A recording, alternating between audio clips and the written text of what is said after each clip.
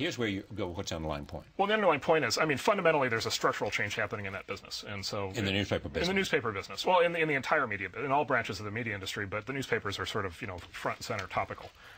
There are exceptions to this. There's friends of mine who are trying very hard to grapple with this, but the typical sort of newspaper industry response is, we just got to figure out a way to kind of gut through it. Like if we can get through the advertising recession, if we can downsize the paper, if we can downsize the newsroom, I don't think that's what their idea is, but go ahead. Start running ads on the front page. If we can just figure out some combination of things, then we can keep printing the paper and delivering it as a physical medium, and this internet thing will kind of stay off to the side. No, I think that's not true. I think they're trying to survive until the internet thing pays off. Well, but so this is how they do it. Okay, but this is playing offense versus playing defense. Right. Their revenue today is still in most cases 90% print, right. 10% online. Right. That means they spend 90%. I can tell you, been involved in a lot of companies, right? 90%. If your 90% of your revenue is coming from something, 90% of your time is being spent on that, and so they're spending 90% of their time playing defense. The future's 10%, and they're spending very little time playing offense. But for the most part, their internet divisions have been off to the side, often with different newsrooms. Yeah. I mean, just like bizarre separation. So, to play offense for a newspaper, for you, means what? Oh, you got to kill the print edition. Just you would stop the presses tomorrow. You have to kill it. Stop the presses tomorrow. You have to kill it. Stop the presses tomorrow. Stop presses tomorrow. And I'll tell you what, the stocks would go up.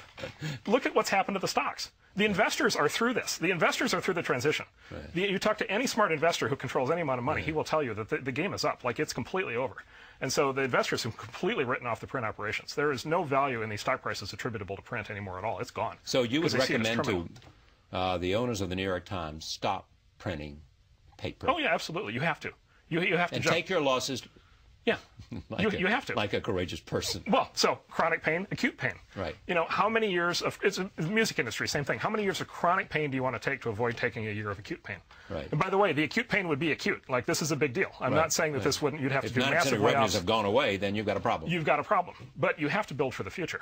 I mean, if you're the guy delivering ice to people's ice boxes, at a certain point, you better go into the refrigerator repair business, or you're going to have an issue, right? If you're the village blacksmith and the Model T comes along, you better become a mechanic. People's lives are better when they get news online versus having to wait for the morning paper. It's a lot more efficient, a lot more real time, a lot less waste. It's actually like everything about the online experience is better. And at some point, you have to, I believe, as a responsible manager, reorient and go after the new thing. Do you read anything on paper? Well, anything? I'm weird. I read everything. So I subscribe on. I'm a huge consumer of media. So I subscribe to papers. Like me. I go online. I get I want to touch it. I want this. I want this. This is what I tell my friends. Like, I own 6,000 CDs, like music CDs. Yeah, like I buy CDs all the time. I love CDs.